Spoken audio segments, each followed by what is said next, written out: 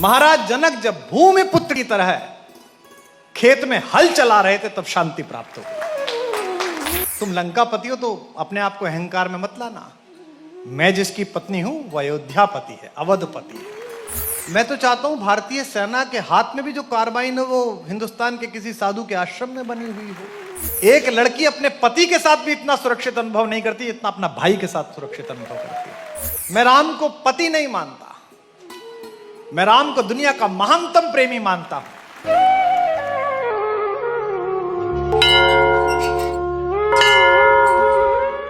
गोस्वामी जी कहते हैं कि मेरी भाषा में तो कुछ नहीं है, इसमें केवल राम का नाम है इसलिए महत्वपूर्ण है। कोरोना शांति काल था। बहुधा हम बंधनों को बाध्यता समझते हैं, जबकि बंधन में होना बाध्य होना नहीं है। बड़े बड़े लोग बंधन में रहे हैं लेकिन वो बाध्य नहीं रहे हैं, दोनों में अंतर है। बहुत सारे लोग जेल में रहे हैं, गांधी जेल में रहे हैं, सुभाष जेल में रहे हैं, नेल्सन मंडेला जेल में रहे हैं। वो बंधन में रहे लेकिन बाध्य नहीं रहे हैं। इसीलिए मैं कोरोना को शांति काल कहता हूं, मनुष्यता का विश्रांति काल कहता हूं, जहां इस आतुर मनुष्यता ने मिसाइलों के रूप में अपनी शक्ति को गिनने वाले लोगों ने ठहर कर कुछ पल विश्राम किया और कुछ पल सोचा।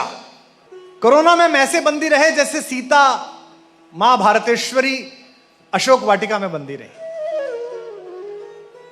अब कोई सोच सकता है कि जिसने अपने कैशोर्य काल में महादेव का धनुष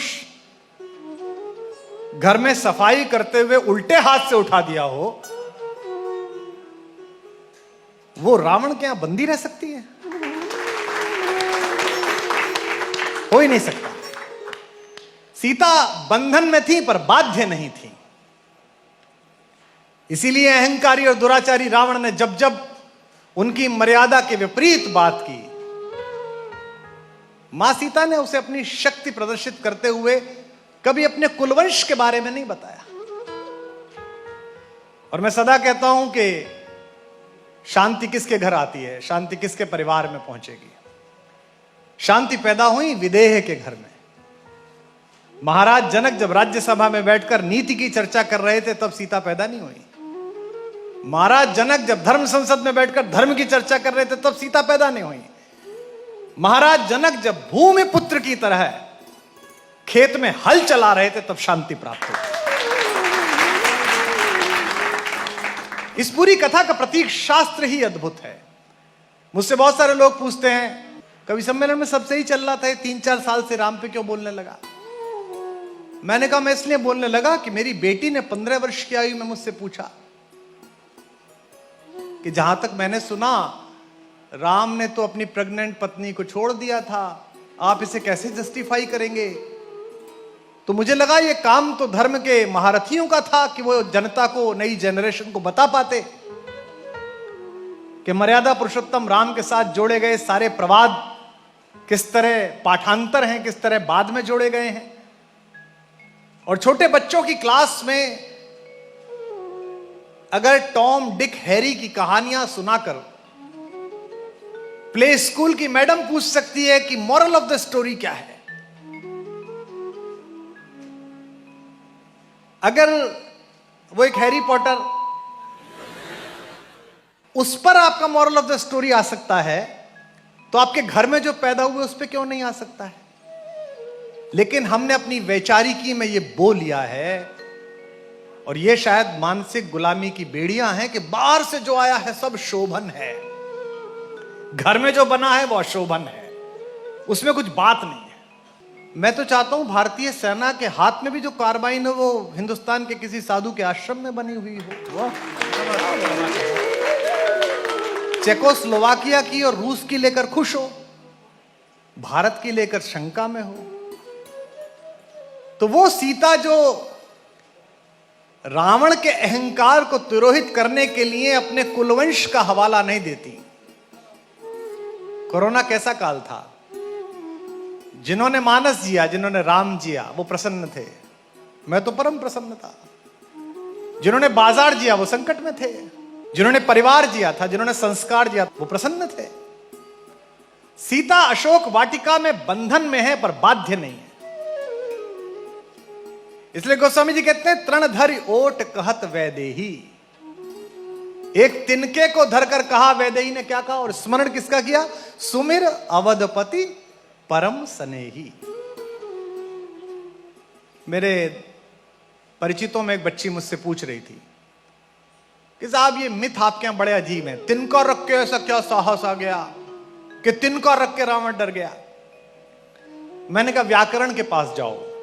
संस्कृत कहता है कि शब्द के पास जाओ, शब्द अपना अर्थ स्वयं खोलता है। तिनके को संस्कृत में भूमिज कहते हैं, भूमि से पैदा। और भारतेश्वरी मां सीता का एक नाम है भूमिजा, भूमि से पैदा। यानी कि गोत्र के हिसाब से देखो, शब्द के हिसाब से देखो तो तिनका सीता का भाई है। और इस परिसर में बहनें बैठी हैं, हमारी भाभियां बैठी हैं, बेटियां बैठी हैं। एक लड़की अपने पति के साथ भी इतना सुरक्षित अनुभव नहीं करती जितना अपना भाई के साथ सुरक्षित अनुभव करती है। तो वो तिनका नहीं है, वो प्रकृति की पुत्री का भाई है जो आगे बैठा हुआ है। क्या बात है, वाह। तृणधरि ओट कहत वैदेही,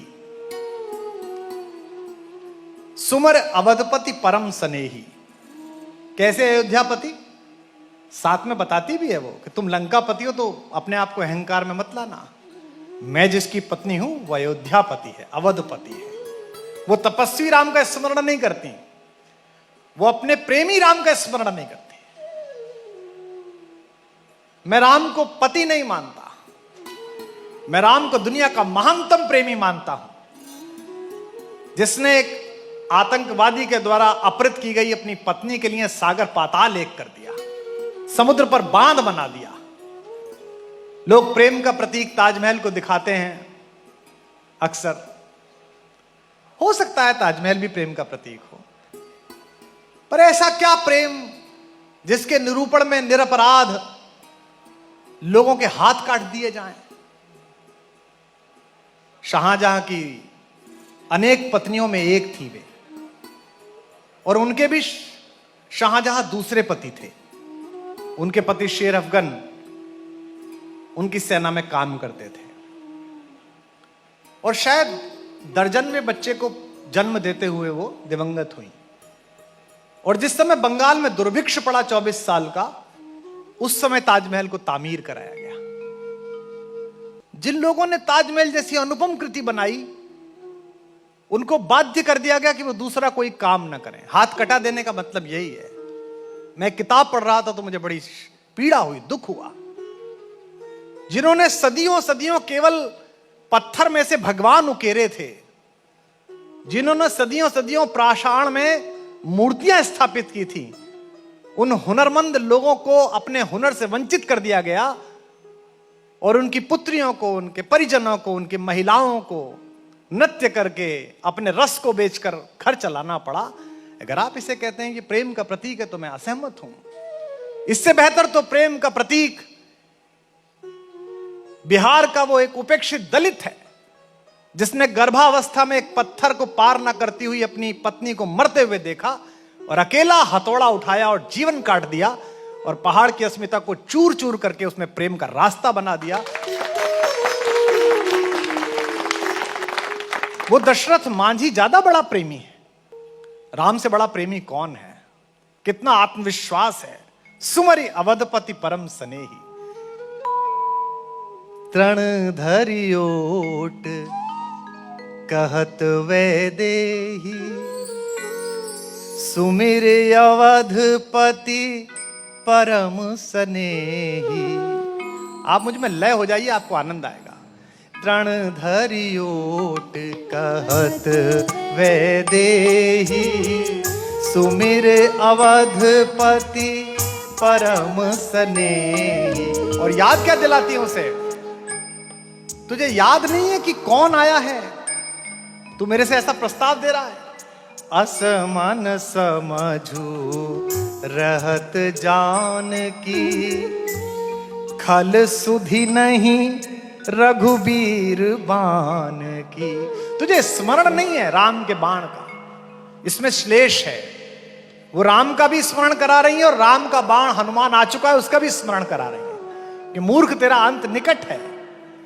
ये जो सीता का आत्मानुशासन है, अब जब उनके यशस्वी बेटों ने, भारत के लोगों ने मिलकर ये संकल्प कर ही लिया है कि राम पुनः उस पालने में विराजित हुआ जहां कभी खेले थे, तो मैं चाहता हूं कि उस मंदिर में इस बार राम अकेले ना खड़े हों, हमारी मां के साथ खड़े हों। सीता का विग्रह तो वहां लगना चाहिए।